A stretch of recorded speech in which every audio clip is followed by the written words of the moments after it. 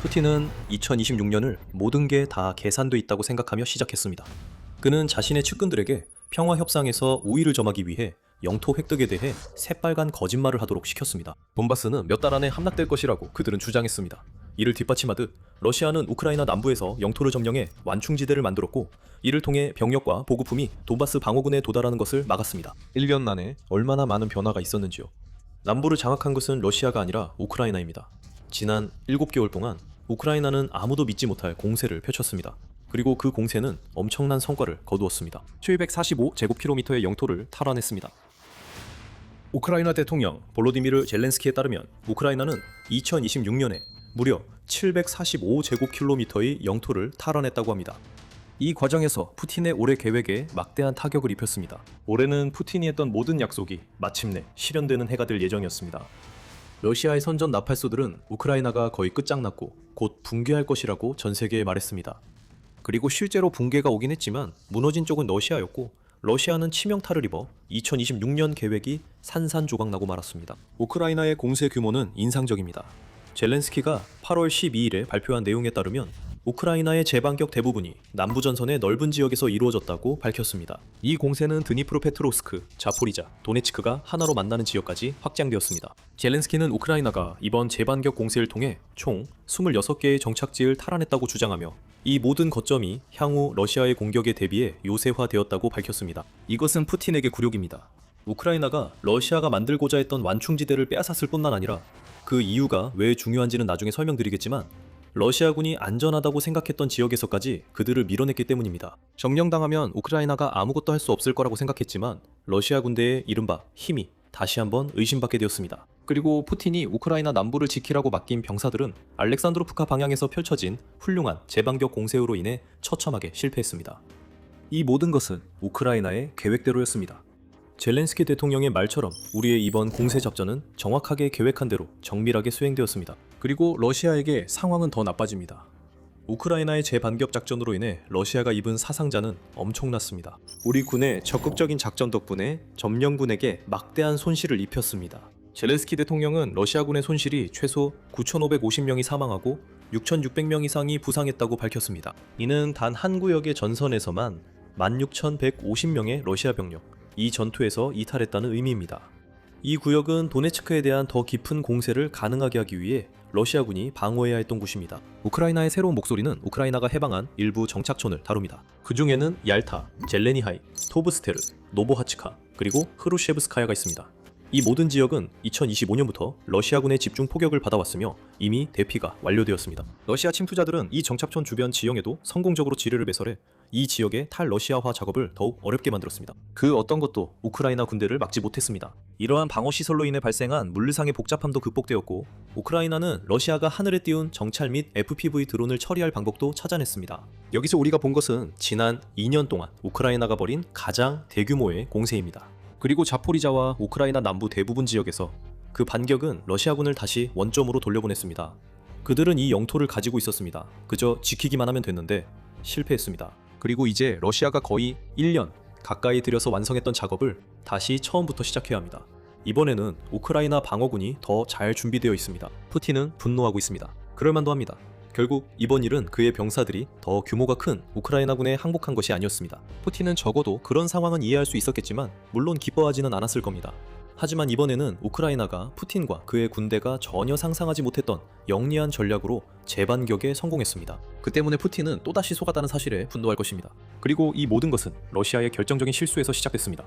우리는 러시아가 잃었다가 다시 점유한 이 모든 정착지들과 우크라이나가 성공적으로 러시아 세력을 몰아낸 745제곱킬로미터의 영토에 대해 이야기했습니다. 그것은 엄밀히 말하면 맞지만 그보다 더 깊은 의미가 있습니다. 러시아는 대규모 병력을 우크라이나 남부 지역에 투입해서 요새화하고 더 깊은 공격의 발판으로 삼는 방식으로 이 영토를 점령한 것이 아닙니다. 대신 러시아는 혼란을 주려고 했습니다. 실제로 가진 것보다 더 많은 통제권을 가진 척 하려고 했습니다. 대규모 기계화 공격 대신 러시아는 아주 소규모의 침투조를 보냈습니다. 때로는 한 조에 2~3명의 병사만 있을 때도 있었습니다. 이들의 임무는 전선 뒤로 몰래 침투하는 것이었습니다. 진지를 구축하고, 그리고 푸틴에게 가장 중요한 임무는 깃발을 들고 가서 우크라이나 영토를 점령한 모습을 사진과 영상으로 남기는 것이었습니다. 깃발 꽂기 작전은 러시아의 힘을 과시하고 푸틴에게 협상력을 줄 계획이었습니다. 하지만 오히려 이 작전은 러시아 남부 실패의 근원이 되었습니다. 그 계획은 우크라이나를 포함한 모두를 속여서 러시아가 실제보다 그 영토에 훨씬 더 강한 권리를 가진 것처럼 보이게 하려는 것이었습니다. 오해하지 마십시오. 러시아군은 그 자리에 있었고 요새화되어 있었으며 이동시키기 어려운 상대임을 증명할 것이었습니다. 우리가 본 것은 러시아가 주장했던 대규모 점령이 아니었고 우크라이나는 처음부터 그것을 알고 있었습니다. 2월로 거슬러 올라가서 우크라이나가 재반격을 시작했던 시점 즈음에 우크라이나 남부 방위군 대변인은 우크라이나가 러시아가 무엇을 하려는지 정확히 알고 있었다고 말했습니다. 우리 정보에 따르면 훌랴, 폴라, 알렉산드리우스카 축에서 활동하는 러시아 부대들, 특히 러시아 제29군 작전 구역 내의 정찰 부대들이 블라디슬라브 볼로시는 이 부대들은 2월 14일부터 24일 사이 전면 침공 1주년을 앞두고 러시아 연방 국기를 설치하는 임무를 부여받았다고 말했습니다. 이는 러시아의 남부 작전이 러시아군의 전략적 필요만큼이나 푸틴의 선전 목적에도 부합한다는 사실을 보여줍니다. 유나이티드 24 미디어 보도에 따르면 러시아가 전선 곳곳에서 국기 꽂기 작전을 벌이는 것은 이제 흔한 전략이 되었으며 종종 그 결말도 비슷하게 끝납니다. 러시아 침투조는 전선 뒤로 침투해 국기를 꽂고 그 후 사살당합니다. 요약하자면 지난 6개월 동안 우크라이나 남부에서 이런 일이 계속 벌어지고 있습니다. 하지만 상황은 그것보다 조금 더 복잡합니다. 이것은 러시아군이 깃발을 꽂고 사진을 찍은 다음 도망치는 그런 상황이 아닙니다. 일단 깃발이 꽂히면 러시아 침투자들은 자리를 잡고 지원군이 오기를 기다립니다. 우크라이나도 이것을 눈치챘습니다. 그리고 바로 그 점에 푸틴을 망신시키고 넓은 영토를 되찾을 기회가 있었습니다. 하지만 우크라이나는 러시아가 예상했을 만한 대규모 공세를 시작하지 않았습니다. 745제곱킬로미터. 해방의 이야기는 매일매일 이루어진 작은 공격들에 관한 것입니다. 이 모든 공격들은 우크라이나 지상군의 위험을 최소화하면서 러시아의 통제력을 서서히 약화시키기 위해 고안된 것이었습니다. 그것이 우크라이나 전략의 천재성이며 러시아가 전혀 예상하지 못한 점입니다.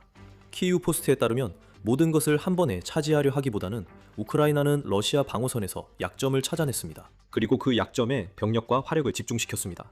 우크라이나의 수색 및 선멸부대가 드론을 이용해 러시아 점령군을 찾아내고 공격했으며 이어서 지상군이 진입하면서 러시아 점령군은 기습을 당했습니다. 러시아군은 사망하거나 밀려났습니다. 그러면 우크라이나는 다시 준비를 갖추고 다음 약점을 찾아 다시 공격에 나섰습니다. 마치 퍼즐 조각을 하나씩 맞추어 훨씬 더 큰 구멍을 만들어내는 것과 같습니다. 그리고 우크라이나는 그 전략을 완벽하게 실행했습니다. 이건 젤렌스키가 그렇게 말했다는 이유만으로 아는 게 아닙니다. 지도를 보면 모든 상황이 드러나고 러시아군이 알렉산드로프카와 다른 지역에서 후퇴하고 있다는 것을 보여줍니다. 하지만 더 깊이 들어가기 전에 여러분은 지금 밀리터리 쇼를 시청하고 계시다는 점을 상기시켜드립니다. 저희는 헤드라인 뒤에 숨겨진 이야기를 파헤쳐서 여러분께 전체적인 그림을 보여드립니다. 저희 채널에서 인사이트를 얻고 계시다면 구독과 알림 설정을 하셔서 저희 영상을 놓치지 마시기 바랍니다. 우크라이나 전략의 탁월함에는 또 다른 층위가 있습니다. 러시아의 국기 꽂기는 우크라이나를 더 많은 병력과 장비를 잃게 만들 공격을 유도하기 위한 미끼로도 볼 수 있었습니다. 하지만 우크라이나는 그 미끼를 물지 않았습니다. 우크라이나는 러시아가 국기 놀이를 계속하도록 내버려 두었고 대신 러시아가 점령했다고 주장하는 영토를 조용히 탈러시아화하는 일을 진행했습니다. 네, 가끔씩 발표가 있었습니다. 예를 들어 2월 말에는 우크라이나가 400제곱킬로미터를 해방시켰다고 보고했습니다. 하지만 이런 보고들은 항상 일이 끝난 후에야 나왔습니다. 러시아는 우크라이나가 다음에 어디를 목표로 할지 언제 공격할지 전혀 알지 못했기 때문에 미리 침투 요원들을 준비시킬 기회가 없었습니다. 우리는 딥스테이트에서 공개한 지도를 통해 우크라이나가 얼마나 잘했는지 알 수 있습니다. 오픈소스 정보 분석 업체는 전선 전체에서의 진격과 후퇴를 추적합니다. 8월 12일 딥스테이트는 젤렌스키가 주장하는 모든 것을 증명하는 지도를 공개했습니다. 저 연한 파란색 부분이 보이시나요? 저곳이 바로 2026년에 우크라이나군이 러시아의 통제에서 해방시킨 모든 영토입니다. 딥스테이트는 그 파란색 지역 안에 있는 19개의 서로 다른 정착지를 강조하고 있습니다. 여기에는 앞서 언급한 얄타와 프루셰브스카야 같은 곳도 포함되어 있습니다. 그 외에도 보로네즈, 테르노브카, 리브네 등이 있습니다. 이 모든 마을들은 러시아가 장악했다고 주장했지만 우크라이나가 러시아 방어선의 약점을 조금씩 공략하는 전략에 의해 함락된 곳들입니다. 여기에 또 다른 요소가 있습니다. 러시아는 현실을 외면하고 있습니다. 정정하겠습니다. 러시아는 우크라이나의 성과를 무시할 뿐만 아니라 탈러시아화가 전혀 일어나지 않은 것처럼 행동하고 있습니다. 다시 한번 우리는 지도에서 그것을 확인할 수 있습니다. 러시아 군사 블로거 리바르는 러시아가 주장하는 상황을 공유하고 있습니다. 그의 지도에서 빨간색은 러시아가 장악하고 있다고 주장하는 지역이고 알렉산드로브카가 러시아군에 의해 거의 완전히 통제되고 있는 것으로 표시되어 있는 것을 볼 수 있습니다. 이제 딥스테이트 지도로 다시 돌아가 보겠습니다. 우리가 말씀드린 파란색 부분은 우크라이나가 통제하고 있는 지역입니다. 그 부분에서 서쪽으로 몇 킬로미터 떨어진 곳에 알렉산드로브카가 있습니다. 정확히는 23킬로미터 떨어져 있습니다. 완전히 손대지 않은 상태이며 가끔 전선을 넘어 침투에 성공한 소규모 부대를 제외하면 아무런 영향도 받지 않은 곳입니다. 이것이 바로 러시아가 현실을 왜곡해서 실제보다 우크라이나에서 더 잘하고 있는 것처럼 보이게 만드는 방식입니다. 한 직원은 완전한 통제를 보여주고 다른 직원은 러시아가 장악했다고 주장하는 정착지에서 몇 킬로미터 떨어진 우크라이나의 방어선을 보여줍니다. 여기에는 전장의 괴리가 있습니다. 러시아의 주장은 현실과 충돌했습니다. 그리고 현실은 알렉산드로프카가 점령되지 않았다는 것입니다. 러시아는 2026년에 우크라이나 영토 745제곱킬로미터를 잃었습니다.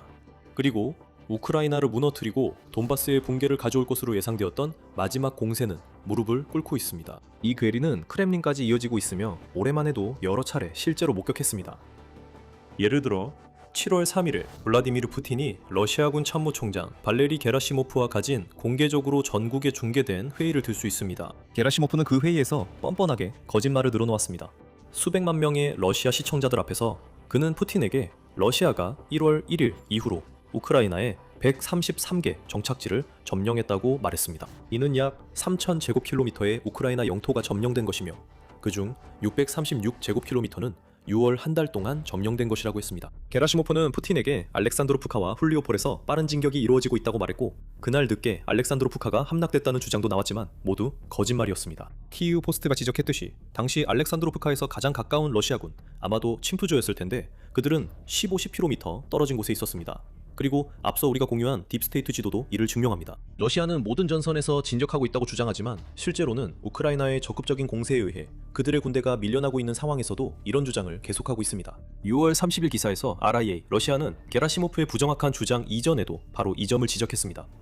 푸틴의 우크라이나 전장 현실에 대한 평가는 그 어느 때보다 실제와 더 크게 괴리되고 있다고 해당 매체는 전했습니다. 푸틴은 의도적으로든 아니든 러시아의 진격을 과장하는 수준으로 전락했습니다. 해당 매체는 콘스탄티니우카에서 푸틴이 러시아가 그 지역의 96%를 장악했다고 주장했다고 지적합니다. 하지만 그는 또다시 틀렸습니다. 콘스탄티니우카는 여전히 건재합니다. 그리고 푸틴이 주장하는 수준의 통제권을 러시아가 얻으려면 오랜 시간 동안의 전투가 필요할 것입니다. 러시아 지도자는 현실 감각을 잃었습니다. 그는 자신이 원하는 말을 해주는 장군들에게 일부러 속거나 아니면 주도권을 유지하려고 거짓말을 하면서 현실과 동떨어진 상태입니다. 왜냐하면 우리는 745제곱킬로미터를 잃었고 아직도 한참 멀었기 때문입니다. 알렉산드로프카는 계급과 직책을 잃는 확실한 방법입니다. 푸틴이 무시하고 싶어 하더라도 2026년 우크라이나의 공세는 뼈아픈 현실을 안겨주었습니다. 그 현실이 얼마나 뼈아픈지 말씀드리겠습니다. 8월 1일 러시아의 공세에 관한 보고서에서 전쟁연구소 ISW 2026년 2월부터 7월까지 러시아가 얻은 영토 획득량을 전년도와 비교했습니다. 이 수치는 2026년 이 러시아에게 얼마나 힘든 해였는지 그리고 우크라이나의 공세 전략이 얼마나 효과적이었는지를 보여줍니다. 2025년 2월 러시아는 우크라이나에 354.09제곱킬로미터를 점령했다고 주장했습니다. 2026년에는 그 수치가 122.73제곱킬로미터로 줄었습니다. 3월에는 그 수치가 203.14제곱킬로미터에서 23.04제곱킬로미터로 감소했습니다. 여름은 러시아에게 더욱 힘든 시기였습니다. 6월에는 30.02제곱킬로미터, 7월에는 37.85제곱킬로미터를 점령했는데 이는 2025년 같은 달에 481.87제곱킬로미터와 455.74제곱킬로미터에 비해 크게 줄어든 수치입니다. 4월과 5월을 언급하지 않은 것을 눈치채셨을 겁니다. 그 두 달에는 특별한 점이 있기 때문입니다. 러시아는 두 달 모두에서 적극적으로 영토를 잃었습니다. 러시아는 4월에 116.01제곱킬로미터, 5월에는 281.1제곱킬로미터만큼 영토를 잃으며 결국 적자를 기록했습니다. 이 두 달이야말로 우크라이나의 재반격이 본격적으로 힘을 얻기 시작한 시기임을 보여줍니다. 참고로 러시아는 2025년 그 두 달 동안 우크라이나 영토 700제곱킬로미터 이상을 빼앗는데 성공했습니다. 이것이 러시아의 현실입니다. 우크라이나가 무너질 것으로 예상됐던 해였지만 오히려 러시아의 진격이 얼마나 약해졌는지 그리고 우크라이나의 공격 전략이 얼마나 잘 작동하고 있는지를 보여주고 있습니다. 약화에 대해 말하자면 러시아가 진전을 이루지 못하는 이유는 우크라이나의 방어선에 맞서 싸울 병사를 적게 보내기 때문이 아닙니다. 올해 후반에 더 강한 공격을 준비하기 위해 병력을 보충하려고 후퇴하는 것도 아닙니다. 사상자 수가 그것을 보여줍니다. 8월 3일 젤렌스키는 2026년 첫 7개월 동안 러시아가 22만 5,500명의 병력 손실을 입었다고 밝혔습니다. 간단한 계산을 해보면 ISW가 평가에서 언급한 기간 동안 이 수치가 실제로 무엇을 의미하는지 알 수 있습니다. 먼저 1월 사상자 31,680명을 알자지라 기준으로 제외하면 2월부터 7월까지 19만 3,820명의 사상자가 발생한 셈입니다. 다음으로 그 기간 동안 러시아가 얻은 점령지를 합산해봅니다. ISW에 따르면 그 점령 성과는 사실상 성과가 아니라 이 6개월 동안 러시아는 실제로 183.47제곱킬로미터를 잃었습니다. 그건 예상치 못한 결과였지만 이것이 우크라이나의 공세가 얼마나 큰 영향을 미쳤는지를 보여줍니다. 좋아요. 다른 접근 방식을 시도해봅시다. 러시아에게 좀 더 관대하게 침투도 점령 성과로 포함하겠습니다. 비록 병사 한두 명을 마을에 몰래 들여보내는 것이 그 마을을 점령했다고 주장하는 것과는 거리가 멀지만 말이죠. 침투까지 포함하면 다시 한번 ISW의 수치에 따르면 러시아는 379.85제곱킬로미터를 점령했다고 주장하고 있습니다. 그러니까 러시아에게 가장 유리한 시나리오에서도 2월부터 7월까지 우크라이나에서 점령한 1제곱킬로미터마다 여전히 510.25명의 병력을 잃은 셈입니다. 이것은 지배가 아니라 재앙입니다. 푸틴은 이런 현실을 가장 좋은 시나리오에서도 받아들이고 싶어 하지 않습니다. 그리고 최악의 경우에는 러시아가 영토를 잃으면서 19만 3천 명이 넘는 병력을 희생한 셈입니다. 올해 초 러시아의 호언장담을 생각하면 아무도 이런 일이 가능하다고 믿지 않았겠지만 실제로 일어나고 있습니다. 그리고 이것이 러시아에게 어떤 의미인지 말씀드리겠습니다. 러시아가 우크라이나 남부, 특히 드니프로, 베트로브스크, 자포리자, 도네츠크가 만나는 지역에서 영토를 지키려 했던 이유는 도네츠크 공세를 지원하기 위한 완충지대를 만들기 위해서였습니다. 그 의도는 단순했습니다. 우크라이나가 도네츠크로 병력과 보급품을 보내지 못하게 막는 완충지대를 만들고 우크라이나가 도네츠크 요새벨트에서 싸우게 하고 싶은 병력을 남부에서 희생하도록 강요하는 것이었습니다. 이론상으로는 괜찮았지만 하지만 실행이 침투에 의존하고 우크라이나의 뛰어난 조금씩 전진하는 전략에 맞서게 되면 모든 것이 무너집니다. 완충지대가 무너졌고 그 여파가 도네츠크에서 느껴지고 있습니다. 러시아는 지금쯤이면 요새벨트를 거의 무력화시켰어야 했습니다. 그건 푸틴의 말이었습니다. 푸틴은 9월까지 주를 점령하고 마침내 돈바스를 확보하겠다는 기한을 정했었습니다. 러시아는 기적을 일으켜 그 목표를 달성할 시간이 약 2주 남았습니다. 러시아는 아직 콘스탄티니우카를 점령하는데도 한참 못 미치고 있으며 요새벨트의 나머지는 말할 것도 없습니다. 참고로 도네츠크 기한은 이제 12월로 연기됐습니다. 그것도 이루어지지 않을 겁니다. 그렇다면 앞으로 무슨 일이 일어날까요? 이제 푸틴은 알렉산드로프카라는 골칫거리를 안게 됐습니다. 러시아는 2026년에 우크라이나에 빼앗긴 745제곱킬로미터의 영토를 되찾아야 하기 때문입니다. 하지만 러시아는 그 영토를 지상전으로는 되찾을 수 없습니다. 우크라이나가 요새를 구축했고 푸틴의 군대는 주로 도네츠크에 집중하고 있으며 남부에서의 공격은 제한적입니다. 그래서 2026년 남은 기간 동안 우리가 보게 될 것은 러시아가 남부에서 우크라이나를 약화시키기 위해 공습을 시도하는 모습일 것입니다. 아마도 나중에 다시 밀어붙이기 위한 준비일 수도 있습니다. 사실 이런 방식은 이미 시작됐습니다. 7월 2일 프라우다에서는 러시아가 알렉산드로프카에 항공폭탄 7발을 투하해 50채의 주택을 파괴하고 1명을 숨지게 했다고 보도했습니다. 러시아, 하루 뒤에 점령했다고 주장한 마을을 그렇게 대하는 건 이상한 방식이네요. 이건 절박함의 표현입니다. 러시아는 더 이상 알렉산드로프카에 포병이나 지상 공격으로 신뢰성 있게 타격할 수 없기 때문에 공중 전략에 의존할 수밖에 없는 상황입니다. 이 모든 것은 우크라이나 때문입니다. 745제곱킬로미터의 영토를 해방시킨 것은 선전가로서의 푸틴에게 타격을 입혔지만 전략가로서 실패한 푸틴에게는 치명적인 타격이었습니다. 이제 러시아가 할 수 있는 것은 공중에서 공격하는 것뿐입니다. 그리고 이에 대해 할 말이 있는 나라가 있을지도 모릅니다. 그 나라가 바로 폴란드입니다. 폴란드는 개입 직전에 있습니다. 러시아의 공중 공격이 폴란드에 영향을 미치기 시작했습니다. 7월 말 러시아의 KH-101 순항 미사일 이 폴란드 영토로 90km나 넘어왔습니다. 러시아는 실수였다고 주장했지만 폴란드는 더 잘 알고 있습니다. 그리고 폴란드는 우크라이나에서 러시아의 공중 전략을 끝낼 수 있는 대담한 새 전략을 제안하고 있습니다. 그 전략이 무엇이고 전쟁에 어떤 의미가 있을지 알고 싶다면 여러분을 위해 준비된 완벽한 영상이 있습니다. 하지만 그 영상을 보기 전에 밀리터리쇼 구독하는 것 잊지 마세요. 저희는 우크라이나의 최신 동향을 매일 분석해서 올리고 있습니다. 시청해주셔서 감사합니다.